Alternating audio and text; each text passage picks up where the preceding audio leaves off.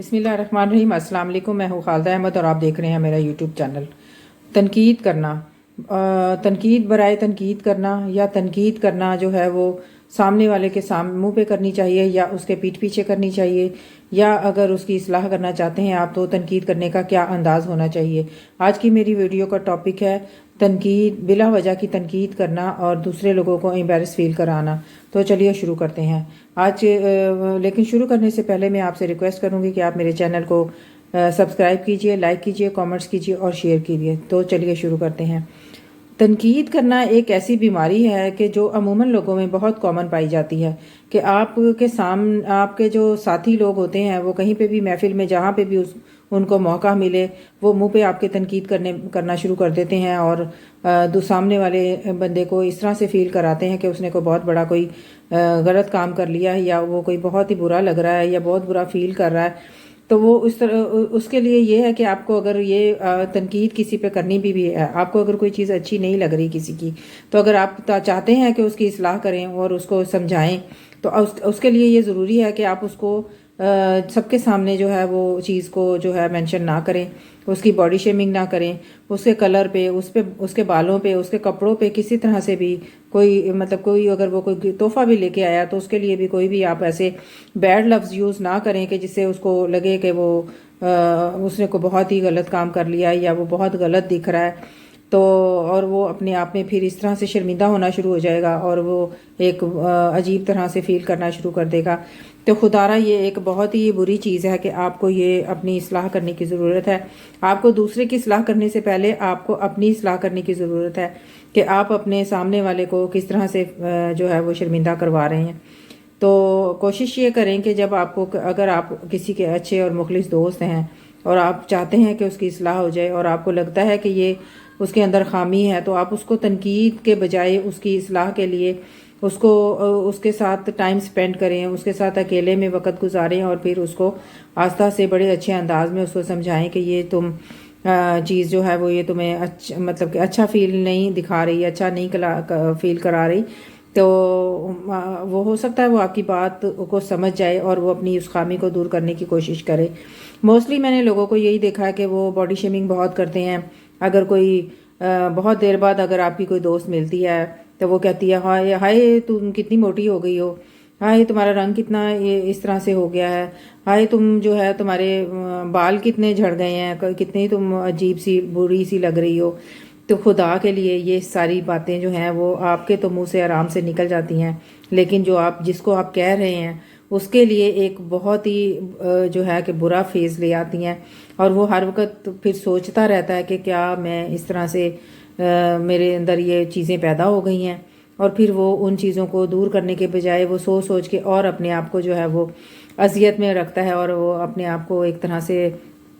مطلب کہ بہت ہی شرمندگی میں چلا جاتا ہے، لوگوں کا سامنا کرنے سے گھبرانا شروع ہو جاتا ہے۔ تو خدا کے لیے آپ نے اگر کسی پہ تنقید کرنی بھی ہے تو اس کے لیے ایک اچھا انداز اپنائیں، ایک اصلاح والا انداز اپنائیں، کسی کو بالکل بھی شرمندہ نہ کریں۔ میرے ساتھ بھی اکثر کئی دفعہ ایسا ہوتا ہے کہ بہت دیر بعد اگر کسی سے ملاقات ہو تو وہ ایک دم سے دیکھتے ہی ایک دم سے کمنٹس پاس کر دیتے ہیں کہ تم کس طرح سے ہو گئی ہو، تمہارا رنگ کتنا ڈل ہو گیا ہے، تم کتنی عجیب سی لگ رہی ہو۔ تو واقعی وہ ایک دم سے اتنی کہ زیادہ عجیب سی فیلنگ آنا شروع ہو جاتی ہے کہ واقعی میں نے کیا ایسا کر لیا کہ جو میں پہلے سے اتنی چینج لگ رہی ہوں۔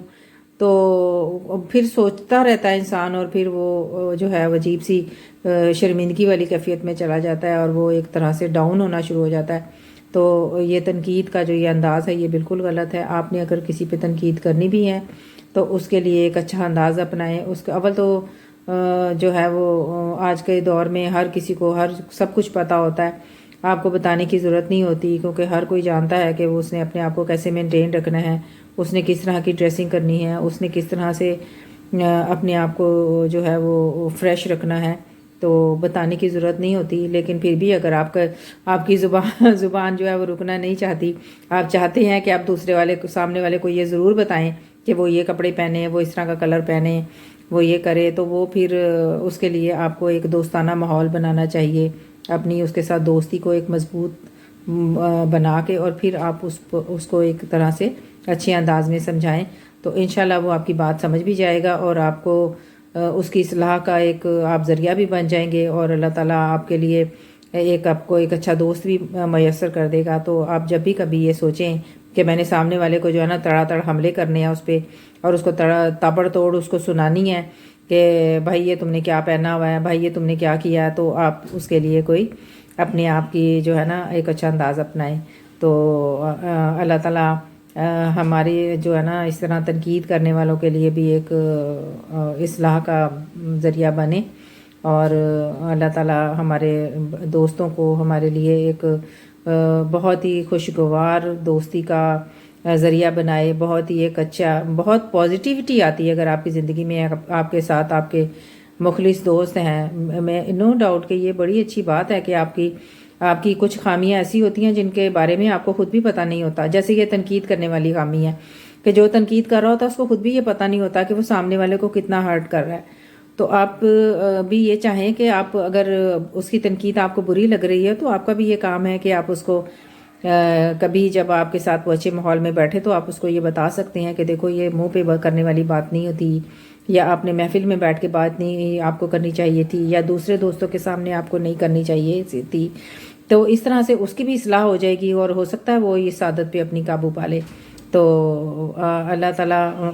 ہم سب کے لیے آسانیاں پیدا کرے، اور ہمیں ایک دوسرے کے لیے صدقہ جاریہ بنائے، اور ہم ایک دوسرے کو اچھی باتیں بتاتے رہیں اور سکھاتے رہیں۔ السلام علیکم۔